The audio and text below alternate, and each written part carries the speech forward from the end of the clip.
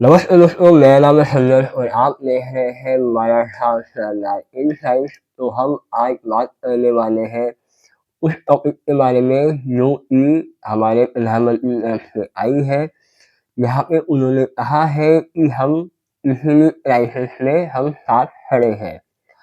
तो अब ये किस क्राइसिस की बात कर रहे हैं और किस सब्जेक्ट की बात कर रहे हैं, तो हम इस वीडियो में देखेंगे। और जो आसियान में जो सब्मिट हो रहा है तो उसमें क्या नया अपडेट आया है, तो वो भी हम आज इस वीडियो में डिस्कस करेंगे।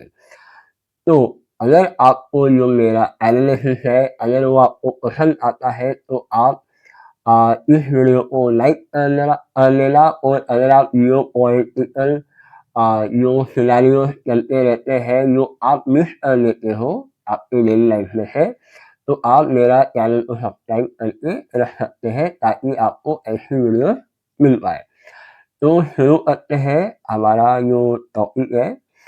तो अभी आप सबको पता होगा, अगर नहीं पता है तो जो मलेशिया है, मलेशिया में आसियान सब्मिट कर रहा है। ठीक है, तो अब ये बोलोगे आप कि भैया ये एशियन और आसियान ये दोनों अलग अलग है क्या? कि हाँ, ये अलग अलग है, क्योंकि जो आसियान है तो आसियान में जो ब्रुनेई है, मलेशिया है, थाईलैंड है, कंबोडिया है, वियतनाम है, फिलीपींस है और लाओस है। तो ऐसी 10 कंट्रीज है जो जिनका एक ग्रुप बना हुआ है जिसको हम आसियान देश कहते हैं। ठीक है, तो अब यहाँ पे जो हमारे प्रधानमंत्री मोदी जी है उन्होंने वर्चुअली सबमिट किया है, क्योंकि वो फिजिकली वहाँ पे नहीं गए हैं। क्योंकि अब वो इसलिए नहीं गए हैं कि कुछ ऐसे रीजन सामने आए हैं जो कि आपको बताना भी जरूरी है और आपको समझना भी जरूरी है। तो सबसे पहले हम ये देखते हैं कि ये जो आसियान समिट है ये 47 वाला है। ठीक है, और अब यहाँ पे जो उन्होंने बात की है वो तो मैं आपको थोड़ी देर में बताऊँ वहीं पर। तो अब सबसे बड़ा क्वेश्चन यही आता है कि जो हमारे प्रधानमंत्री मोदी जी है वो हर एक सब्जेक्ट में जाते हैं, जैसे U7 है, U5 है। तो ऐसे सब्जेक्ट में जाते रहते हैं। यहाँ से वो अपना एक जो भारत का जो व्यू है, जो आने वाले सालों में जो हम करने वाले हैं उस बारे में बताते हैं।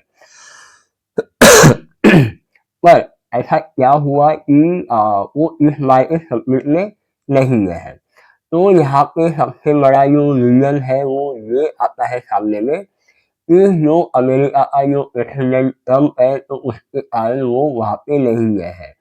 तो आपको भी पता है कि जो अमेरिका का जो ट्रम्प है उसने किस प्रकार से इंडिया और जो अमेरिका का जो रिलेशनशिप है उसने कैसे उसको तार-तार कर लिया है। तो उसी के कारण जो हमारे प्रधानमंत्री मोदी जी है वो मलेशिया में जो कोलालमपुर या जो छोटा सा शहर है तो वहाँ पे वो सबमिट कर रहा है, तो वहाँ पे नहीं है। फिर भी उन्होंने वर्चुअली जैसे वीडियो कॉल में उन्होंने उस चीज़ को सम्मिलित किया। तो अब सबसे बड़ा जो रीज़न है वो क्या आता है कि वो क्यों नहीं है। तो अ, जिस तरीके से जो ट्रम्प के जो बयान आ रहे हैं कि मैंने इंडिया और पाकिस्तान के बीच में सीज़फायर करवा लिया। फिर कहते हैं कि पुतिन से मेरी बात हुई है कि भारत हमसे तेल नहीं लेंगे, हमने रोक लिया है वगैरह-वगैरह। तो जैसे कि आपको भी समझ में आता है और सुनने में आता है, तो ये सारी चीज़ें होती है। तो वो इंसान अब इतना अनप्रेडिक्टेबल हो चुका है कि वो बोलता कुछ है, करता कुछ है और होता कुछ है। अभी रिसेंटली आपने खबर भी सुनी होगी कि जो कनाडा है, तो कनाडा के साथ में कुछ बातचीत हो रही थी टेट के बारे में। तो जो वहाँ की जो कनाडा की ओंटारियो नाम की एक प्रोविंस है, तो उस प्रोविंस ने छोटा-सा उसमें रूरल रीजन का जो ऐड है, वो चलाया। वो चलाने के बाद में पता नहीं इसको क्या हुआ क्या नहीं हुआ, जो ट्रेन टॉप चल रही थी वो पूरी पूरी उसने कैंसिल कर दी। और हम भी जो इंडिया की तरफ से जो फॉरेन अफेयर्स मिनिस्टर है, जितने भी हमारे बिजनेस पार्टनर्स हैं, तो वो भी वहाँ पे जाके ट्रेनिंग कर रहे हैं। अब पता नहीं उसके दिमाग में क्या आए क्या ना आए और उस ट्रेन को ही बर्खास्त कर दें।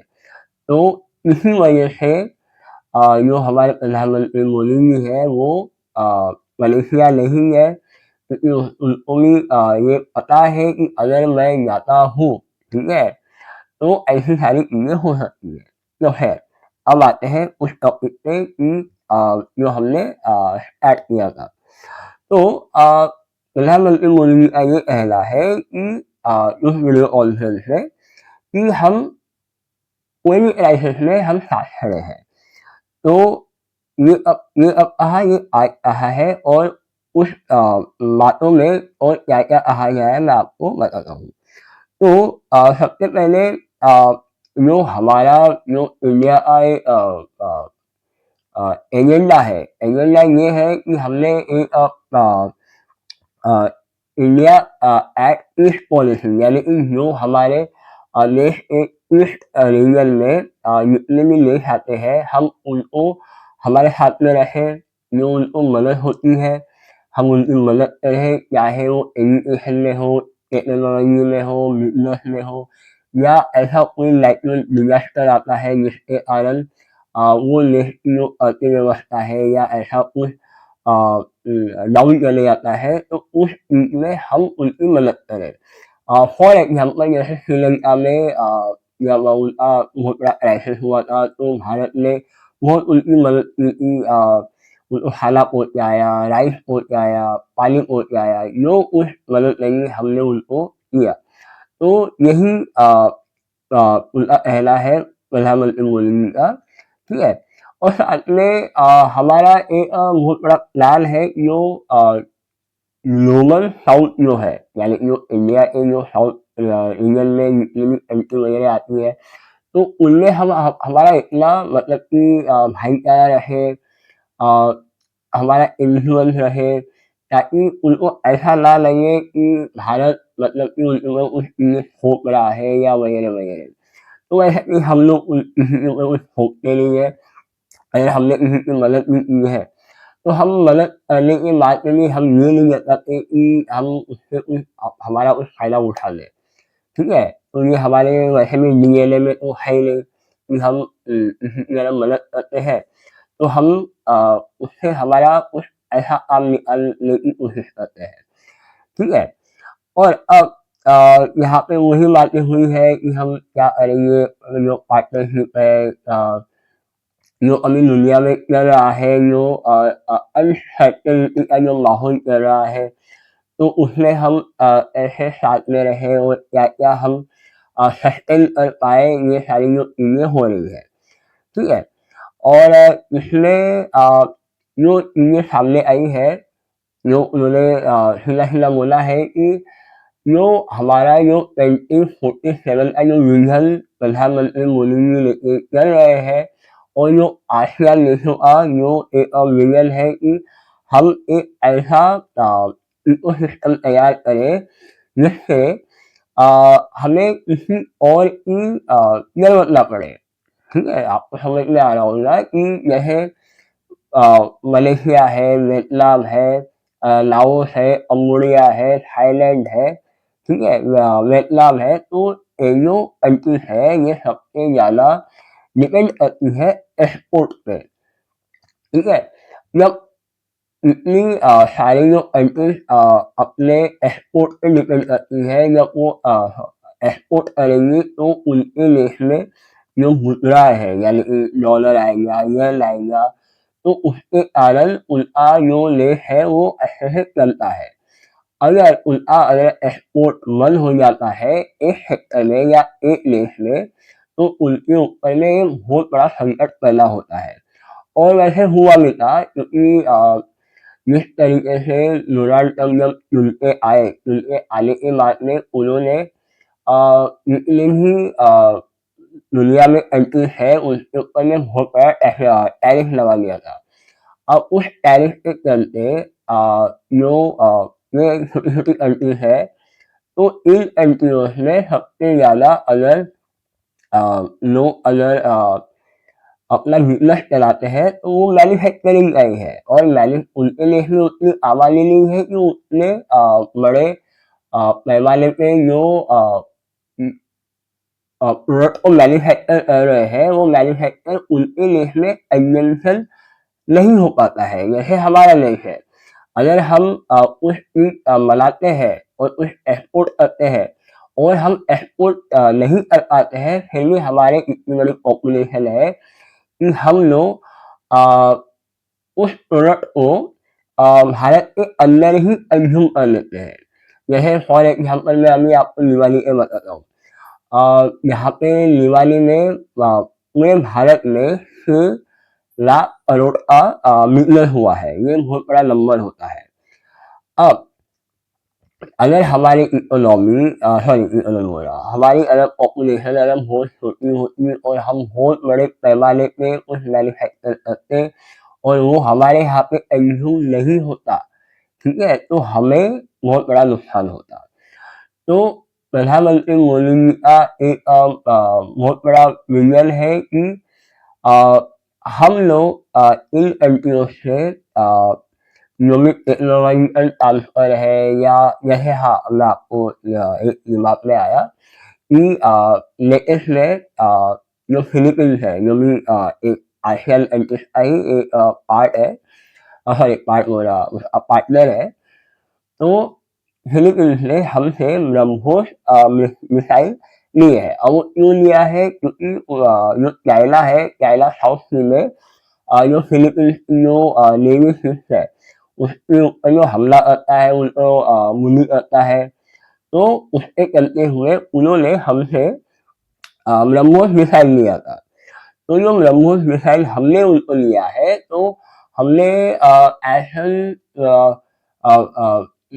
जो उनकी जो क्राइसिस है, अब उनकी क्राइसिस क्या है कि उनको ये पता है फिलीपींस एक बहुत छोटा सा देश है और जो चाइना की जो आर्मी है उसके सामने बहुत बड़ी आर्मी है, तो उनको टैकल करने के लिए भारत ने फिलीपींस को जो ब्रह्मोस है वो उनको सप्लाई किया है और वहाँ पे इंस्टॉल भी है। और यही है प्रधानमंत्री मोदी का बोलना है कि जो क्राइसिस हो रहा है उन क्राइसिस को लेके हम हमारे जो छोटे छोटे कंट्रीज है जो आसियान कंट्रीज है हम उनको ऐसे मदद कर पाए। तो और साथ में जो वियतनाम है, वियतनाम में अगर आप जाते हो तो वहाँ पे भी एप्पल फोन हो गया या ओप्पो का फोन हो गया, जो आपके हाथ में मोबाइल फ़ोन है, जो भी इलेक्ट्रॉनिकल डिवाइसेस है, वो वहाँ पे बहुत बड़े पैमाने पे मैन्युफैक्चर होती है। अगर आपको लगता है कि चाइना में सस्ता मिलता है तो ऐसा नहीं है।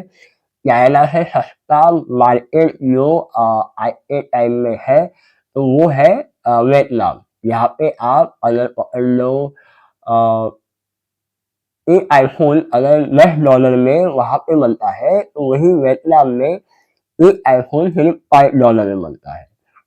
तो ये फ़र्क है। तो यही चीज़ों को लेके प्रधानमंत्री ने कहा है कि जो भी क्राइसिस होता है तो हम हमारे साथ में है, जो भी प्रॉब्लम्स होती है वो हम साथ में ही निपटाते हैं। तो ये था इस टॉपिक का पूरा सारांश।